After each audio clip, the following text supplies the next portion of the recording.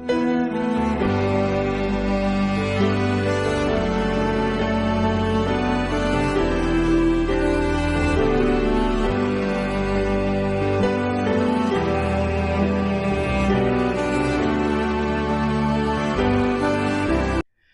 చేసేటువంటి క్రియలను బట్టి మనం ఎవరము అన్నది, ఎవరిని పడి ఉన్నాము అన్నది అది తెలియజేస్తుంది. కయీను గురించి దేవుడు చెబుతూ, కయీను అపవాది సంబంధి, కయీను అపవాది సంబంధి అని దేవుడే సాక్ష్యం ఇస్తున్నాడు. ఎందుకంటే వాడు అపవాది సంబంధి గనుకయే తన సహోదరుడిని చంపాడు అని దేవుడు చెబుతున్నాడు. ఎందుకు అపవాది సంబంధి అంటే,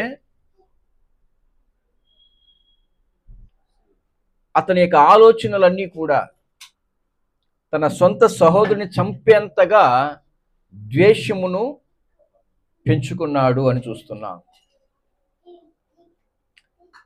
ఒక వ్యక్తికి ఎప్పుడైతే హృదయంలో ద్వేషము అన్నది కలుగుతుందో ఆ వ్యక్తి తన సహోదరుని చంపటానికి కూడా తెగిస్తాడు అన్నది మనకు అర్థమవుతుంది. దీనిని బట్టి బైబిల్ సెలవిస్తుంది కయీను అపవాది సంబంధి. ఎందుకంటే అపవాది యొక్క లక్షణం ఏంటి? అపవాది లక్షణం ఏంటి అంటే, మనకు యేసు ప్రభు అంటాడు 8వ అధ్యాయము 44వ వచనంలో యోహాను సువార్తలో ఆయన ఏమంటాడంటే, అపవాదిని గురించి మాట్లాడుతూ, వాడు నరహంతకుడు అన్నాడు. వాడు నరహంతకుడు అన్నాడు. అప్పుడు వాడి యొక్క స్వభావం ఏంటి అంటే, ద్వేషాన్ని పెంచి హత్య చేయటం. ఇప్పుడు వాడి స్వభావం ఎవరికి వచ్చింది అంటే కయీనుకు వచ్చింది అంటాడు. మొదటి యోహాను పత్రిక మీరు 3వ అధ్యాయము 15వ వచనం చూసుకుంటే,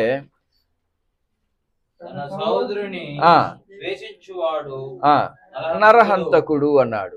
అప్పుడు ఇతనులో ఏముంది? ద్వేషం ఉంది అని మనం చూసుకున్నాం. కయీనులో ద్వేషం ఉంది కాబట్టి అతడు ఎవరి స్వభావం కలిగి ఉన్నాడు? అపవాది స్వభావం కలిగి ఉన్నాడు. అప్పుడు దైవ స్వభావం కలిగిన వారు ఎలాగుంటారు? దేవుని స్వభావం కలిగిన వారు ఎలాగుంటారు అంటే, లేఖనం సెలవిస్తుంది. మీరు 3వ అధ్యాయం 1వ వచనం చూడండి. మనము దేవుని పిల్లలమని పిలువబడునట్లు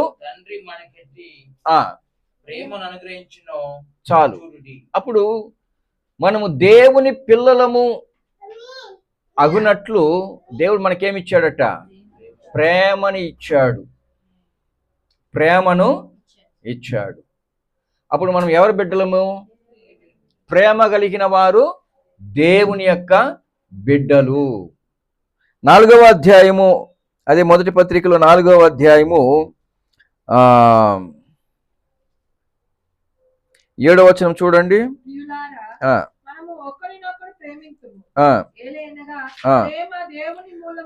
కలుగుచున్నది పుట్టినవాడు. చాలు. అప్పుడు దేవుని యొక్క సంబంధులు లేదంటే దేవుని పిల్లలనబడిన వారు ప్రేమ కలిగి ఉంటారు. అపవాది పిల్లలు ద్వేషమును కలిగి ఉంటారు అని స్పష్టంగా మనకి లేఖనము తెలియజేస్తుంది. అంటే దాన్ని బట్టి మనము దేవుని పిల్లలము అని, దేవుని మూలముగా పుట్టిన వారము గనుక దేవుని పిల్లలము అయితే మన స్వభావం కూడా ఎలాగ ఉండాలి? దేవుని యొక్క స్వభావమై ఉండాలి. అందుకే యేసు ప్రభు అంటాడు మత్తయి రాసిన సువార్త 5:44లో, మీరు పరలోకమందున్న దేవుని పిల్లలు అని అనిపించుకోవటానికి మీరేం చేయాలి? చదవండి. ఏమనగా మీ తండ్రికి కుమారులై ఉండునట్లు. ఇదనమాట. ఎవరిని ప్రేమించాలి? శత్రువులను ప్రేమించాలి. మీరు దేవుని పిల్లలైతే మీరు ఎవరిని ప్రేమించాలి? శత్రువులను ప్రేమించాలి. ఎందుకంటే దేవుడు ఈ లోకంలో మంచివారిని మాత్రమే కాదు, ఆయన చెడ్డవారిని కూడా ప్రేమిస్తున్నాడు. కాబట్టి ఈ లోకములో సమస్తాన్ని కూడా ఆయన అనుగ్రహిస్తున్నాడు అన్నది. అప్పుడు ఈ భూమి మీద మనం బ్రతుకుతున్నటువంటి ఒక్కొక్క రోజు కూడా మన స్వభావం బట్టి మనం ఎవరమన్నది అర్థమవుతుంది. అప్పుడు మన స్వభావము ఎలా ఉండాలి అని మనము లేఖనాన్ని బట్టి మనము ఆలోచించుట ద్వారా మనం తెలుసుకోవాలి. దేవుడు అంటున్నాడు, మీరు పరలోకపు తండ్రికి మీరెవరు? పిల్లలు అని అనిపించుకోవాలంటే మీరేం చేయాలట? మీ శత్రువులని ప్రేమించాలి అన్నాడు. మీ శత్రువులను ప్రేమించాలి. అపవాది స్వభావం ఏంటంటే సొంత సహోదరుని కూడా ద్వేషిస్తుంది. సొంత సహోదరునే ద్వేషిస్తుంది. ఇంతకీ సొంత సహోదరుడు మరి అతని యొక్క క్రియలు ఏమైనా అన్యాయమైన క్రియలా అంటే కాదు. బైబిల్ చెబుతుంది మనకి, తన సహోదరుడైనటువంటి ఏబేలు యొక్క క్రియలు ఎలాంటి క్రియలట? నీతి క్రియలు. చదవండి 3వ అధ్యాయంలోనే మనకి ఆ 12వ వచనము.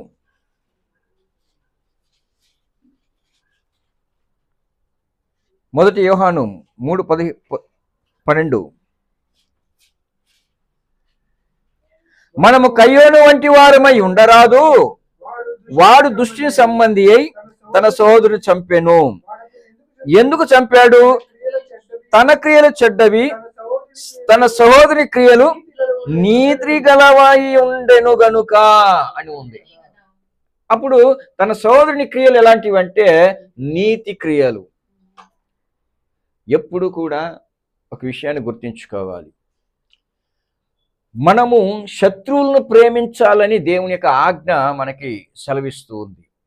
అప్పుడు మనము శత్రువులను ప్రేమించేది ఒక ప్రక్కన పెట్టండి, మన సొంత సహోదరులను సహోదరులను మనము ద్వేషించినట్లయితేనే మనం ఎవరమే? అపవాది పిల్లలము అన్నది మనకు అర్థం కావాలి. ఈ విషయంలో మనం చాలా జాగ్రత్తగా ఉండాలి. ఇక్కడే మనం తప్పిపోయేది. ఎందుకంటే బైబిల్లో మనము దావీదు యొక్క జీవితాన్ని గురించి మనం చూసినట్లయితే, దావీదు మరి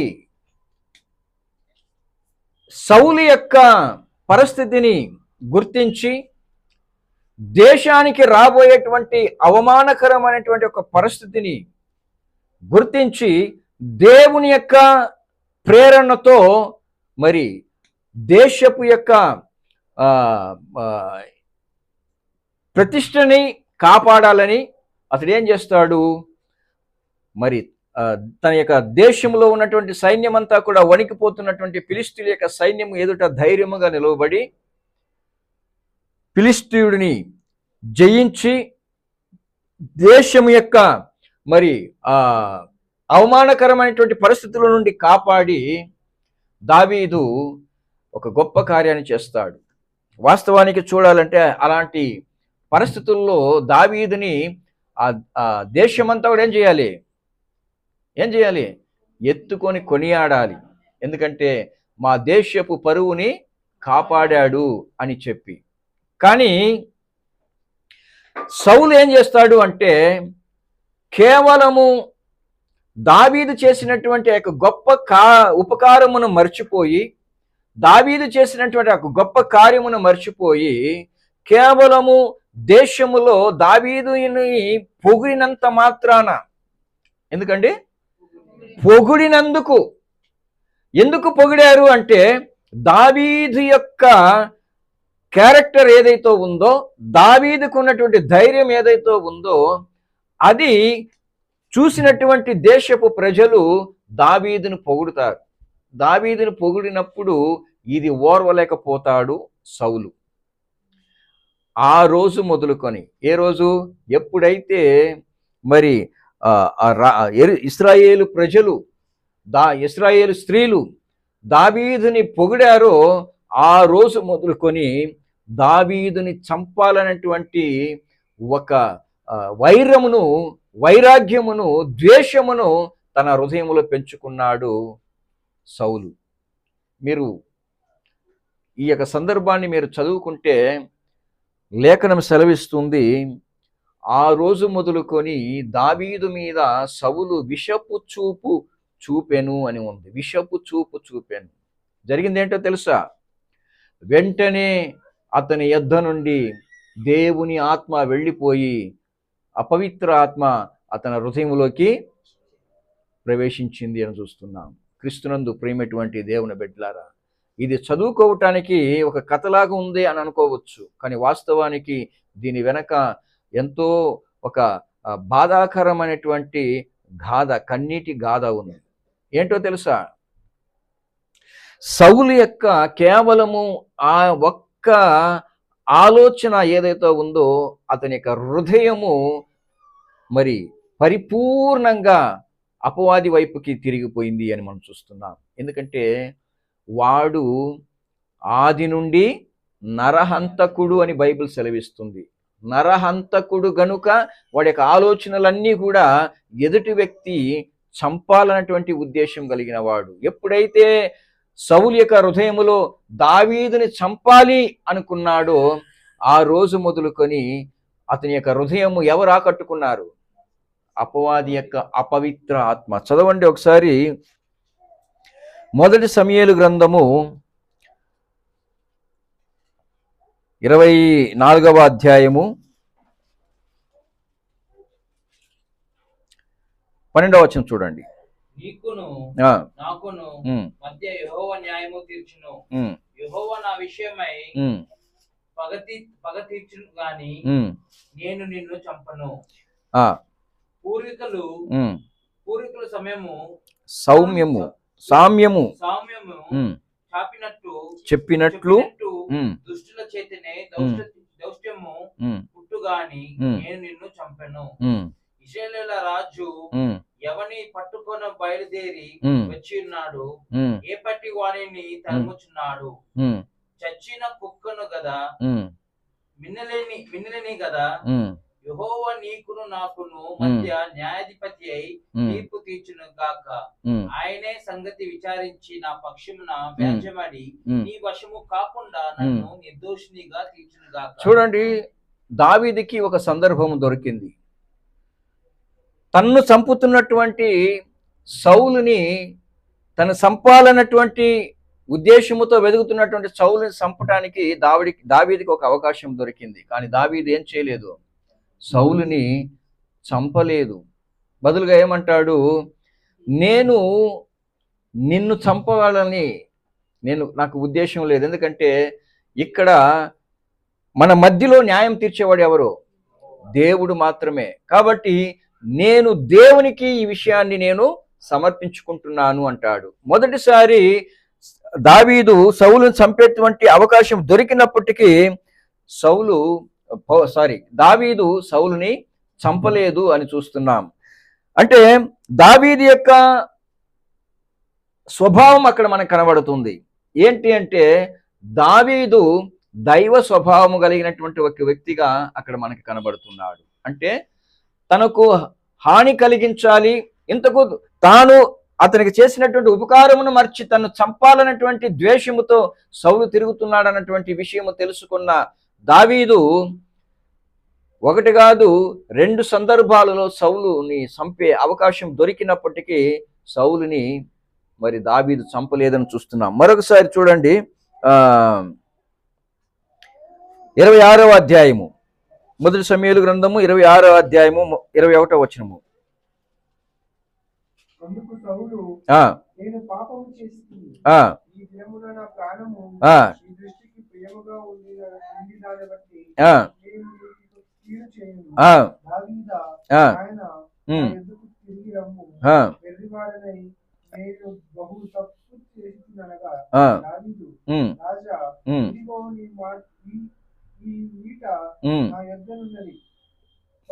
పనివారిలో నాకొకడు వచ్చి దాన్ని తీసుకొని వచ్చును.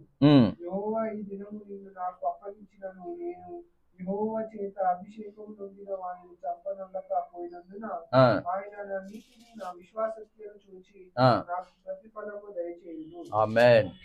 రెండవసారి కూడా సౌలును చంపేటువంటి అవకాశం దావీదుకి దొరికింది. కానీ దావీదు అంటాడు, నేను యెహోవా యొక్క అభిషేకము నొందిన వాడిని నేను చంపను అని అంటాడు. కానీ సౌలు యొక్క ఉద్దేశం ఏంటంటే దావీదుని ఎలాగైనా చంపాలన్నటువంటి ఉద్దేశంతోనే తిరుగుతున్నాడు. ఎంతవరకు అంటే సౌలు మరణించు వరకు కూడా దావీదును చంపాలన్నటువంటి అతని యొక్క ద్వేషం మాత్రం అతడు మానుకోలేదు అని మనం చూస్తున్నాం. క్రీస్తునందు ప్రియమైనటువంటి దేవుని బిడ్డలారా, ఎంతవరకు కూడా సౌలు దావీదుని చంపాలన్నటువంటి మరి ఆ ద్వేషం ఏదైతే ఉందో దాన్ని బట్టి సౌలు ఎవరు అన్నది మనకు అర్థమవుతుంది. అందుకే దేవుడు అతను ఏం చేశాడట, అతని యొక్క హృదయములోకి మరి ఎప్పుడైతే ఆ తలంపు వచ్చిందో వెంటనే దేవుడు అతనిలోకి అపవిత్ర ఆత్మని పంపించాడు. అంటే అక్కడ ఇంకా దేవుడు నివసించే అవకాశం లేదు. మన జీవితంలో కూడా మనం ఎప్పుడైతే ఎదుటి వారి యొక్క మరి నాశనమును కోరుకుంటామో, ఎదుటి వారి యొక్క మరి కీడును కోరుకుంటామో, అక్కడ దేవునికి ఏముండదండి, చోటు ఉండదు. అక్కడ అపవాది నీ హృదయాన్ని ఆకట్టుకుంటాడు. చూడండి, సమూయేలు మొదటి గ్రంథంలో 24వ అధ్యాయం 17వ వచనంలో మనం చదువుకుంటే దావీదు చెప్పినటువంటి మాటను మనము చూడగలిగితే, క్షమించాలి, సౌలు చెప్పినటువంటి మాట.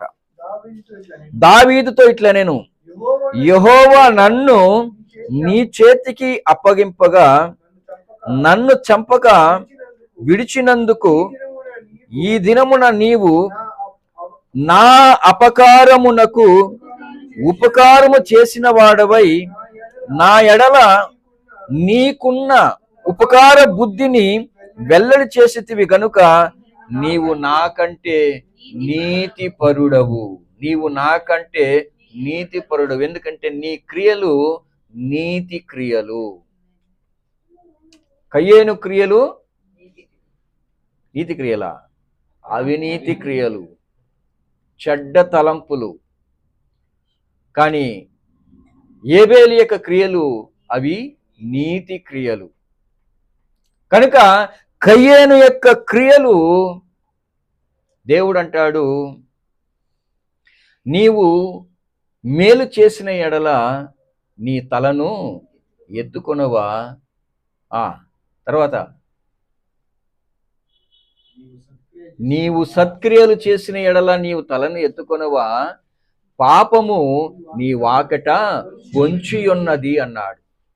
అప్పుడు అతని యొక్క క్రియలు సత్క్రియలు కాదు అన్నది మనకి అర్థమవుతుంది. క్రీస్తునందు ప్రియమైనటువంటి దేవుని బిడ్డలారా, ఎప్పుడైతే మన హృదయములో ఈ ద్వేషము అన్నటువంటి అవినీతి క్రియలు మన హృదయాన్ని చోటు చేసుకుంటాయో వెంటనే మన హృదయంలోకి అపవాది వచ్చి నివసించే అవకాశం మనమే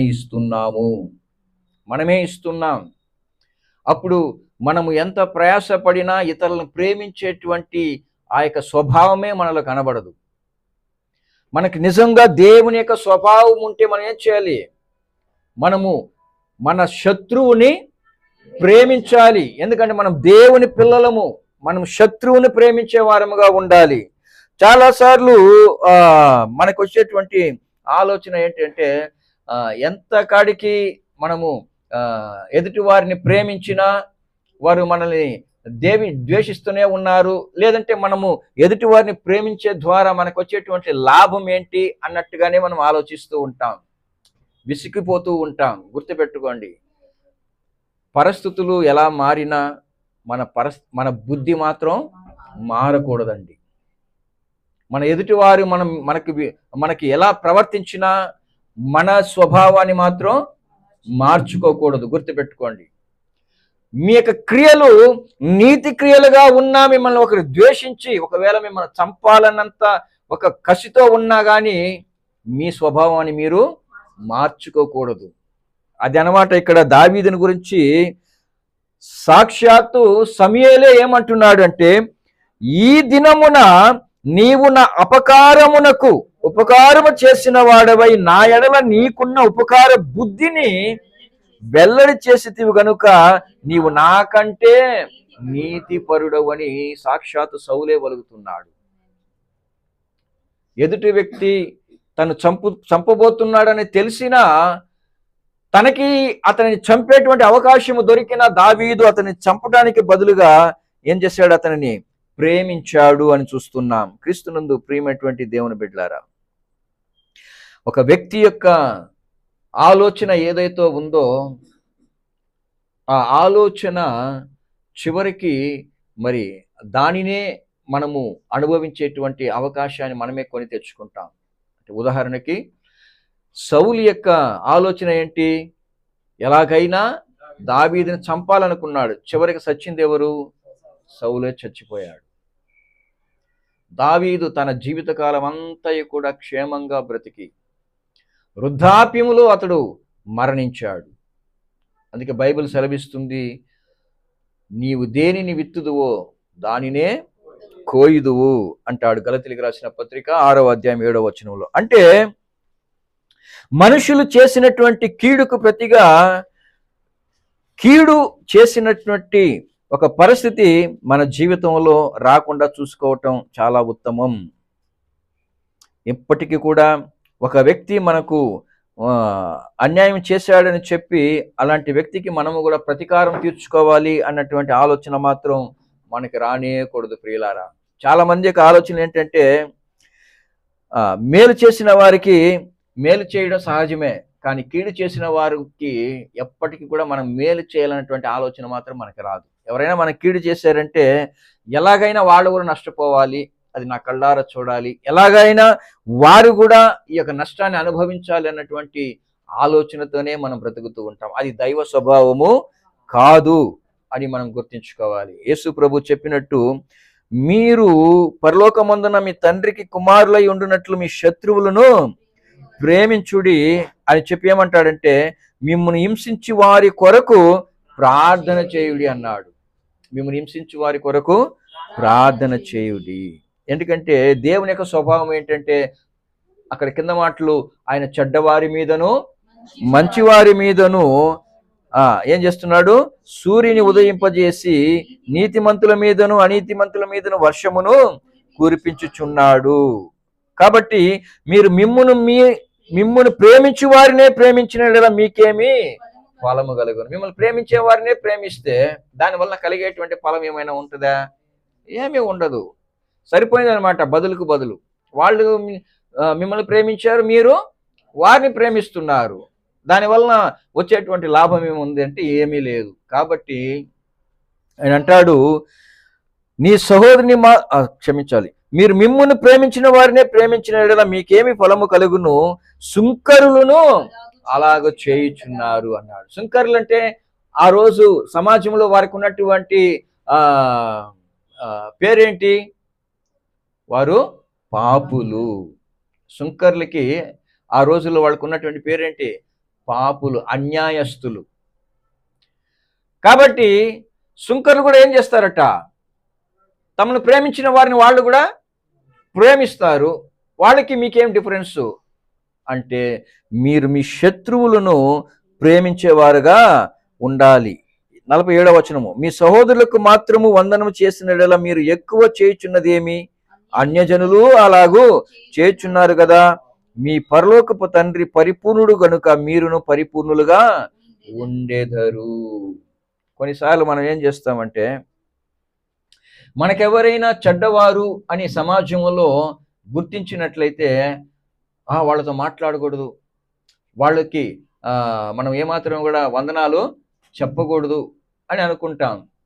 అయితే దేవుడు అంటున్నాడు, అలాంటి వాళ్ళకి మీరేం చేయాలి? వందనాలు చెప్పాలి అంటున్నాడు. అలాంటి వారితోనే మీరు పలకరించాలి అంటాడు. ఎందుకంటే ఈ సమాజం ఎవరినైతే దుష్టులని చెడ్డవారని గుర్తిస్తుందో వాళ్ళని ఏం చేస్తుంది? ఈ సమాజం దూరం పెడుతుంది, ద్వేషించి దూరం పెడుతుంది. కానీ అలాంటి వారిని దేవుని బిడ్డలు, దేవుని యొక్క స్వభావం కలిగిన వారు అలా చేయకూడదు అంటాడు. ఎందుకంటే అన్యులు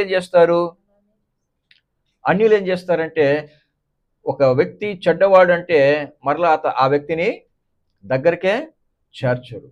కానీ దేవుని బిడ్డలు అలాగా ఉండకూడదు అని దేవుడు చెబుతున్నాడు. ఎందుకంటే మీ పరలోకపు తండ్రి పరిపూర్ణుడు.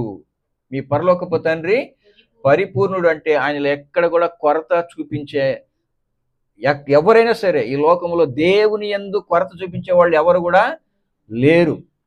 అలాంటప్పుడు మనలను వీళ్ళు దేవుని సన్నిధికి వెళుతున్నారు, ప్రార్థన చేసేవారు, వాక్యం గొప్పగా చెబుతారు, కానీ వాళ్ళ యొక్క ప్రవర్తన మాత్రం వాక్యానికి ఏమాత్రం కూడా సంబంధం ఉండదు అని మనల్ని వేలు చూపించి చెప్పే విధంగా మనం ఉండకూడదు. అప్పుడు మళ్ళీ ఏముంది? ఏదో ఒక కొరత ఉంది కదా. ఒక యవ్వనుడు యేసు ప్రభు దగ్గరికి వచ్చి, నేను పరలోక రాజ్యం సంపాదించుకోవాలంటే ఏం చేయాలి అంటే, ఆయన అంటాడు, నీవు ధర్మశాస్త్రంలో ఉన్నటువంటి ఆజ్ఞలన్నిటిని కూడా పాటించు అంటే, అతడు అంటాడు, నేను చిన్న నాటి నుండి వాటిని పాటిస్తున్నాను, అయినా నీలో ఒక కొదువు ఉంది. నీవు పరిపూర్ణుడు అగున్నట్లు నీకున్నదంతా అమ్మి బీదలకిచ్చి నన్ను వెంబడించు అంటాడు. అంటే అతడికి పరిపూర్ణుడుగా ఉండాలన్నటువంటి ఆశ లేదు, ఎందుకంటే ఈ లోకమును అతడు ప్రేమిస్తున్నాడు గనుక. అప్పుడు మన తండ్రి ఆయన పరిపూర్ణుడు, ఆయనలో కొదువ అని చెప్పుకోవటానికి, కొరత అని చెప్పుకోవటానికి ఏ మనుషుడు సరిపోడు. అప్పుడు ఆయన బిడ్డ అని చెప్పుకుంటున్న నీవు కూడా ఎలాగుండాలి? పరిపూర్ణుడుగా ఉండాలని యేసు ప్రభు అంటాడు. మీ పరలోకపు తండ్రి పరిపూర్ణుడు కనుక మీరును పరిపూర్ణులుగా ఉండెదరు అన్నాడు. మీరు కూడా పరిపూర్ణులుగా ఉండాలి. క్రీస్తునందు ప్రియమైనటువంటి దేవుని బిడ్డలారా, మనము దేవునిని వెంబడించటం అన్నది గొప్పతనం కాదు. మనం క్రైస్తవులమని పిలిపించుకోవటం గొప్ప విషయం కాదు. మనము గొప్ప పాటలు పాడటమో, గొప్పగా ప్రార్థన చేయటమో, వాక్యం చెప్పటమో ఇది కాదు గొప్పతనం. మనలో దైవ స్వభావం ఉందా? దైవ స్వభావం లేకపోతే సాతాను కూడా ఏం చేస్తాడు? వాక్యము చెప్తాడు. సాతాను కూడా వాక్యమును బోధిస్తాడు. అందువలన వచ్చేటువంటి గొప్పతనం ఏముందండి? ఏమీ లేదు. నిజముగా నాలో దైవ స్వభావం ఉంటే నేను ఎవరిని గురించి కూడా చెడుగా మాట్లాడకూడదు, ఎవరిని గురించి కూడా ద్వేషించకూడదు. అందరిలో ఉన్నటువంటి ఆ యొక్క కొరతలు చూపించి మనము కొరతలు చూపించి వారిని ద్వేషించేటువంటి ఆ యొక్క లక్షణం మనలో ఉండకూడదు. ఎందుకంటే బైబిల్ స్పష్టంగా తెలియజేస్తుంది, తన సహోదరుని ద్వేషించేవాడు నరహంతకుడు అని. తన సహోదరుని ద్వేషించేవాడు నరహంతకుడు అని.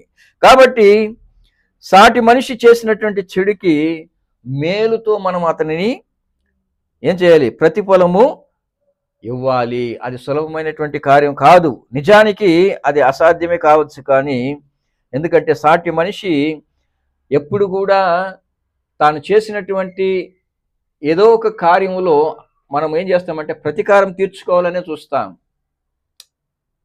అతడు చేసినటువంటి ఏదో ఒక పొరపాటును బట్టి మనం ప్రతీకారం తీర్చుకోవాలని చూస్తాం. కాబట్టి మనం దేవుని పిల్లలము అన్నది నిజమైతే మనము దేవుని వాక్యమును బట్టి మనము ప్రతీకారము అన్నది తీర్చుకోకూడదు. అంటే ద్వేషాన్ని పెట్టుకోకూడదు, కీడుకి ప్రతి కీడు చేయకూడదు. ఎందుకంటే లేఖనం అలాగే సెలవిస్తుంది. లేవియ కాండము 19వ అధ్యాయం 18వ వచనము బైబిల్ సెలవిస్తుంది, కీడుకు ప్రతి కీడు చేయకూడదు, నీ ప్రజల మీద కోపం ఉంచుకొనక నిన్ను వలె నీ పొరుగువానిని ప్రేమింపవలెను, నేను యెహోవాను. దేవుడు అంటున్నాడు, నేను చెబుతున్నాను, కీడుకి ప్రతి కీడు చెయ్యకూడదు, నీ ప్రజల మీద కోపం ఉంచుకొనక. కయ్యేను ఎందుకు చంపాడు తన సహోదరుని? కోపము తన సహోదరుని చంపేంతగా మరి ఆవేశము అతనిలో ప్రవేశించింది.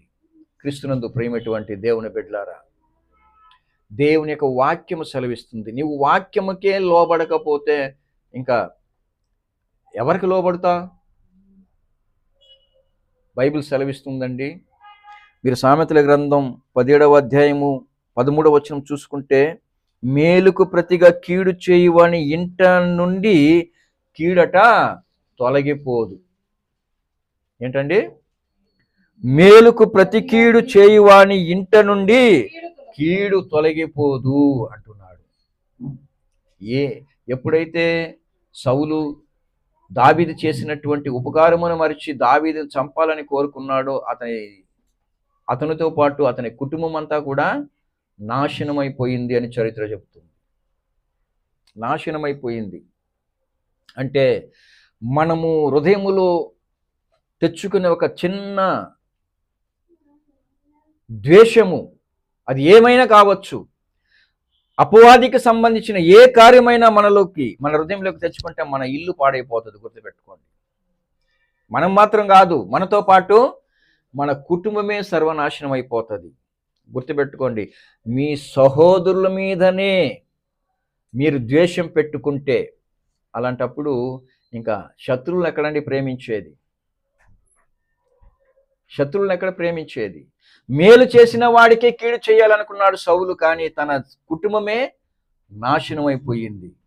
బైబిల్ చెబుతున్నటువంటి సత్యం అండి అది. మేలుకు ప్రతిగా కీడు చేయువాని ఇంట నుండి కీడు అన్నది తొలగిపోదు. అంటే కీడును మనమే కొని తెచ్చుకుంటున్నాము అని అర్థం.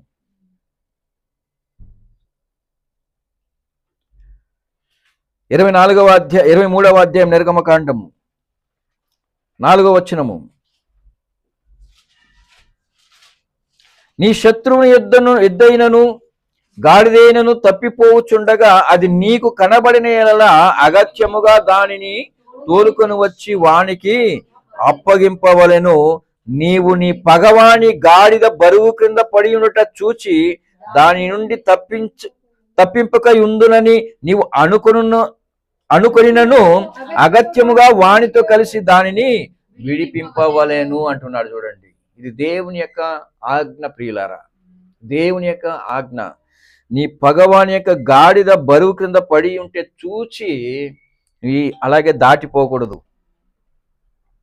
ఏం చేయాలంటే వాడితో కూడా కలిసి దానిని విడిపించాలి అంటున్నాడు. మొదట నీ శత్రువుతో కూడా సమాధాన పడటమే గొప్ప విషయం. సమాధాన పడి అతని యొక్క మేలును కోరుకోవటం అన్నది అంతకంటే గొప్ప విషయం. కానీ ఇది దేవుడు మనకిచ్చినటువంటి ఆజ్ఞ ప్రియులారా, దేవుడు మనకిచ్చినటువంటి ఆజ్ఞ. దీనిలో మనం ఏమాత్రము కూడా నిర్లక్ష్యమో నిరుత్సాహమో మనం చూపించకూడదు. ఈరోజు చాలామంది చేసేటువంటి పొరపాటు ఏంటంటే వాళ్ళకి సత్యం తెలియదు, దేవుని యొక్క వాక్యం తెలియదు. దేవుని వాక్యం ఏం సెలవిస్తుందంటే నీ హృదయంలో కీడు ఉంటే అది నీతో పాటు నీ ఇంటిని కూడా పాడు చేస్తుంది అని లేఖనం సెలవిస్తుంది. మనం ఏం చేస్తామంటే చాలాసార్లు నిర్హేతుకంగా కారణమే లేకుండా ఎదుటి వారి మీద ద్వేషాన్ని చూపిస్తూ ఉంటాం. వద్దు, అది చాలా పొరపాటు. దాని వలన మన జీవితంలో ఎక్కడ కూడా మనం క్షేమాన్ని చూడలేము. దావీదు తన హృదయంలో ఉన్నటువంటి ఆవేదనని దేవునితో కూడా ఆయన ప్రార్థిస్తూ ఏమంటాడు ఒకసారి మీరు కీర్తనల గ్రంథం ఒకసారి చూడండి. 109వ కీర్తన 4వ వచనము.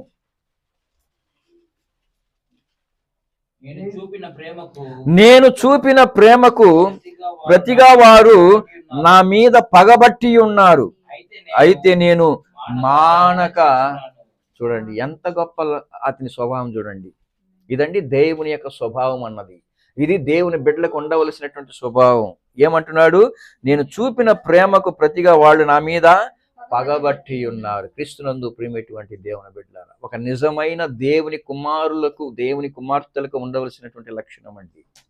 ఎవరైనా మీరు మేలు చేసి కూడా మీ మీద పగబడితే మీరు వాళ్ళ మీద నిందలు మరి మోపి అందరికీ దాన్ని ప్రచారంగా చేయకండి. నేను వాళ్ళకి మేలు చేశానండి, అయినా కూడా వాళ్ళు నా మీద పగబట్టి నన్ను ఈ విధంగా ద్వేషిస్తున్నారు, దూషిస్తున్నారు అని చెప్పకండి. అది దైవ స్వభావం కాదు. సాక్షాత్ యేసు ప్రభువే తన మీద నేరం మోపి తను చంపుతున్నటువంటి స్థితిలో కూడా ఆయన ఏమన్నాడు? తండ్రి, వీరేమి చేయుచున్నారు, వీరు ఎరుగరు గనక వీరిని క్షమించుము. ఇదే సాక్షాత్తు దావీదులో కూడా కనబడుతుందండి. దావీదు ఏమంటున్నాడండి? నేను చేసిన ప్రేమకు ప్రతిగా వారు నా మీద పగబట్టి ఉన్నారు, అయితే నేను మానక ప్రార్థన చేయుచున్నాను. 5వ వచనము. నేను చేసిన మేలుకు ప్రతిగా కీడు చేయుచున్నారు, నేను చూపిన ప్రేమకు ప్రతిగా నా మీద ద్వేషముంచుచున్నారు అన్నాడు. చూడండి, ఎంత ఒక భయంకరమైనటువంటి ఒక పరిస్థితిలో దావీదు ఉన్నప్పటికీ, దావీదు యొక్క జీవితం మనం అనుకున్నంతగా సులభమైనది కాదు ప్రియులారా. తన జీవితం అంతా కూడా సొంత కుమారుడి ద్వారా ద్వేషింపబడ్డాడు, సొంత ప్రజల ద్వారా ద్వేషింపబడ్డాడు, మరి సొంత మామ ద్వారా ద్వేషింపబడ్డాడు. అన్ని రకాలుగా ద్వేషాలకి అతడు కారకుడైనప్పటికీ కూడా ఎవ్వరి మీద కూడా తన ద్వేషాన్ని అతడు పగ తీర్చుకోలేదు ప్రియులారా. ఎక్కడ కూడా అతడు ద్వేషాన్ని చూపించలేదు. దానికి ప్రతిగా వారి నిమిత్తమై, వారి క్షేమం నిమిత్తమై ప్రార్థించేటువంటి ఒక వ్యక్తిగా దావీదు కనబడుతున్నాడు. ఈరోజు మనలో ఉందా? ఎదుటివారు మన మీద పగబట్టినప్పుడు, మనం మేలు చేసినప్పటికీ కూడా మన మీద పగబట్టినప్పుడు మనం ఏమంటాం? నేను ఎన్నో మేళ్ళు వాళ్ళకి చేశాను, అయినా కానీ వాళ్ళు నా మీద పగబట్టి ఉన్నారు, నా మీద ద్వేషాన్ని చూపిస్తున్నారని చెప్పి మనం ఇతరుల దగ్గరికి వెళ్ళి చెప్పుకుంటాం. అది తప్పు, అది తప్పు. అది దైవ స్వభావమే కాదు. దేవుని బిడ్డల, దేవుని యొక్క స్వభావం ఏంటో తెలుసా? వాళ్ళకి నేను మేలు చేసినా వాళ్ళు నా మీద పగబట్టి ఉన్నారు, అయినా దేవునికి స్తోత్రం తండ్రి, నేను ఒకవేళ పొరపాటు చేసి ఉంటే, వాళ్ళకి విరోధముగా నేను పాపము చేసి ఉంటే దయతో నన్ను క్షమించుము అని కోరుకోవాలి. దావీదు ఆ కార్యమునే చేశాడు. యేసు ప్రభు ఆయన లూకా రాసిన సువార్తలో ఒక మాట అంటాడు చూడండి, 6వ అధ్యాయము 27వ వచనము. వినుచున్న మీతో నేను చెప్పున్నది ఏమనగా, శత్రువులను ప్రేమించుడి, మిమ్మును ద్వేషించు వారికి ఏం చేయాలి? మేలు చేయుడి. మిమ్మును ద్వేషించు వారికి మేలు చేయుడి, మిమ్మును శపించు వారిని దీవించుడి, మిమ్మును బాధించు వారి కొరకు అదండి చేయాల్సింది. మనల్ని బాధించే వారి కొరకు మనం ఏం చేయాలి? ప్రార్థన చేయాలి. దావీదు చేసింది అదే తన జీవితంలో. క్రీస్తునందు ప్రేమటువంటి దేవుని బిడ్డలారా, దేవుని బిడ్డలముగా మనము జీవించాలి అన్నది దేవుని యొక్క ఉద్దేశము. దేవుని యొక్క ఆలోచన ఏంటంటే మనం ఆయన స్వభావమును కలిగి ఉండాలి ఈ భూమి మీద. కానీ మనం ఏం చేస్తామంటే దేవుని స్వభావమును వదులుకొని ఎక్కువగా అపవాది యొక్క స్వభావము కలిగి ఉండటానికి మనం ఇష్టపడతాం. ఎందుకంటే మనం అపవాదిని సంతోషపెట్టాలి, అపవాదిని మనము సంతోషపెట్టాలి అన్నటువంటి ఉద్దేశంతోనే మనము ఎల్లప్పుడూ కూడా ప్రయత్నం చేస్తూ ఉంటాం. అలా ఉండకూడదు ప్రియులారా. ఎందుకంటే చూడండి,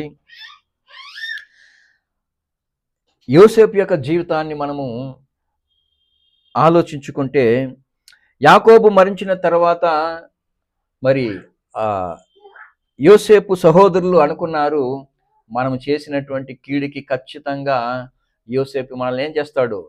పగ తీర్చుకుంటాడు. ఎందుకంటే తన తండ్రి ఉన్నంత వరకు మనల్ని ప్రేమించాడు, తన తండ్రి ఉన్నంత వరకు మనకు కావలసిన అవసరాలన్నీ కూడా తీర్చాడు. ఇప్పుడు మన తండ్రి లేడు, మన తండ్రిని బట్టి మనల్ని అతను క్షమించాడు. కానీ ఇప్పుడు మన తండ్రి లేడు కాబట్టి ఖచ్చితంగా యోసేపు మనల్ని వదిలిపెట్టాడు. ఎందుకంటే మనం చేసినటువంటి అన్యాయం అంత కాదు కాబట్టి మనల్ని పగ తీర్చుకుంటాడు అని అనుకున్నారు. కానీ జరిగింది ఏంటో తెలుసా? యోసేపు ఏమంటాడు చూడండి ఒకసారి. ఆదికాండము 50వ అధ్యాయము 19వ వచనం చూడండి.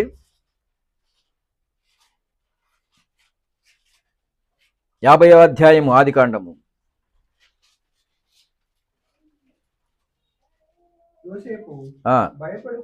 భయపడుకుడి, నేను దేవుని స్థానమందున్నానా? మీరు నాకు కీడు చేయ ఉద్దేశించుదురి గాని నేటి దినమున జరుగుచున్నట్లుగా, అనగా బహు ప్రజలు బ్రతికించినట్లుగా అది మేలుకే దేవుడు ఉద్దేశించును. కాబట్టి భయపడుకుడి, నేను మిమ్మును మీ పిల్లలను పోషించదనని చెప్పి వారిని ఆదరించి వారితో ప్రీతిగా మాట్లాడాను. ఇదండి దైవ స్వభావం, ఇది దేవుని స్వభావం.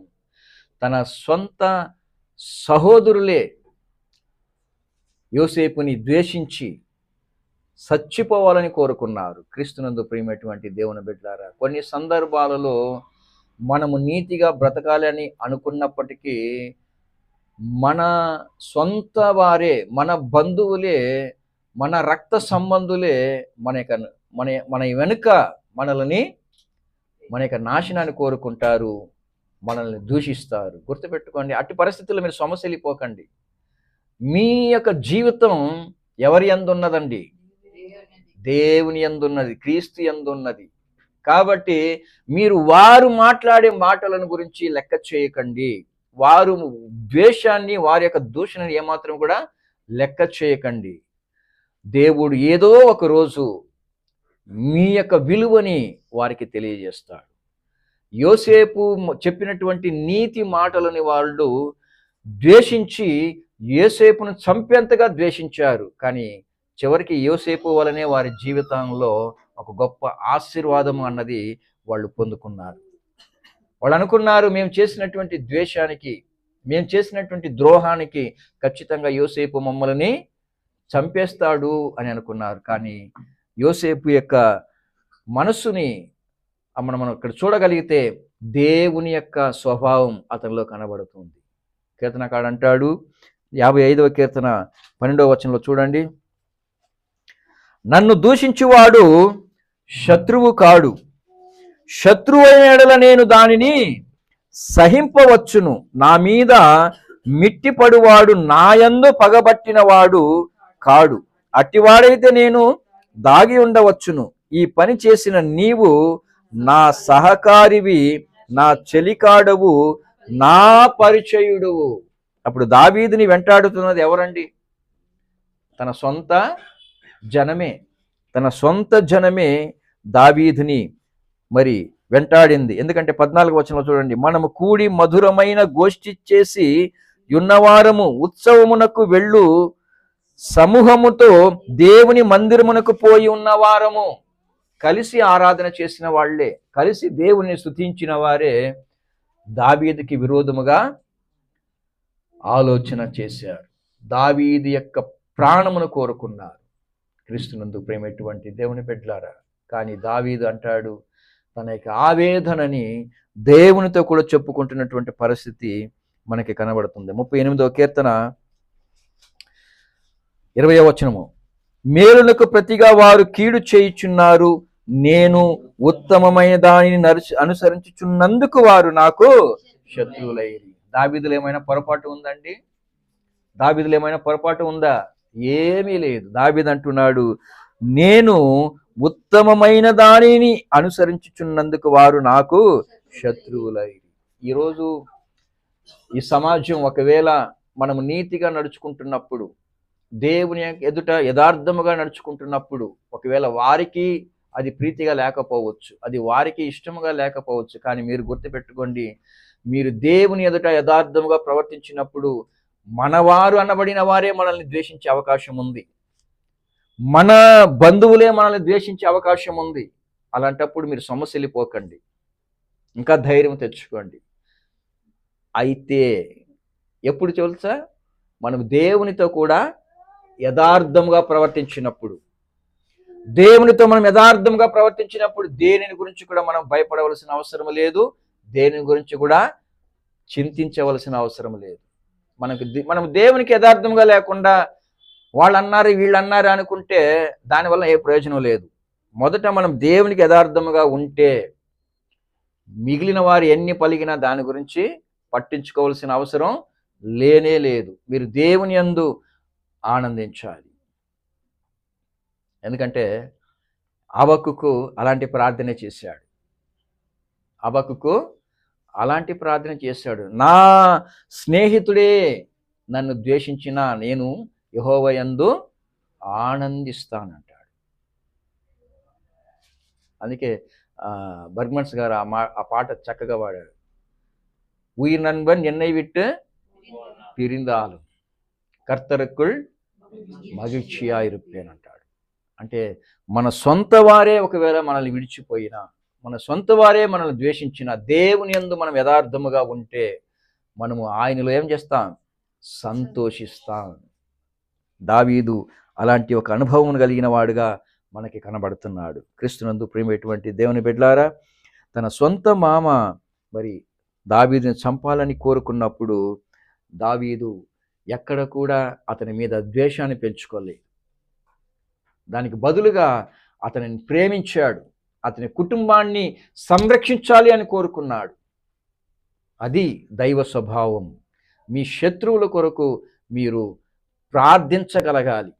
మీ శత్రువుల యొక్క మేలును కోరుకునేవారుగా ఉండాలి.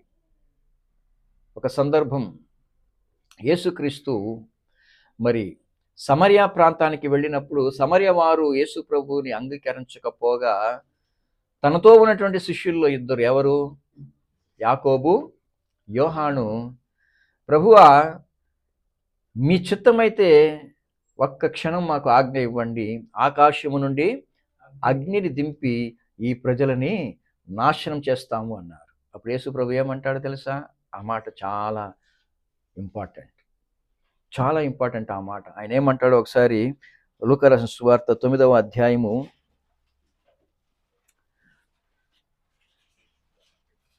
54వ వచనం చూడండి.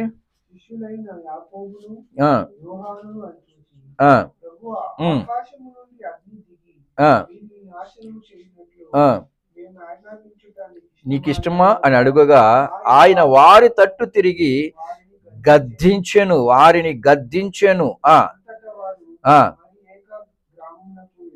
మరి ఒక గ్రామమునకు వెళ్ళి అసలు అక్కడ కొన్ని ప్రాచీన ప్రతుల్లో ఏమని రాయబడి ఉందంట, ఆయన వారి తట్టు తిరిగి వారిని గద్దించెను, మీరు ఎట్టి ఆత్మ గలవారో మీరు ఎరుగరు, మనుష్య కుమారుడు మనుష్యుల ఆత్మను రక్షించుటకే గాని నశింపజేయుటకు రాలేదని అనేను అని కూర్చబడి ఉంది.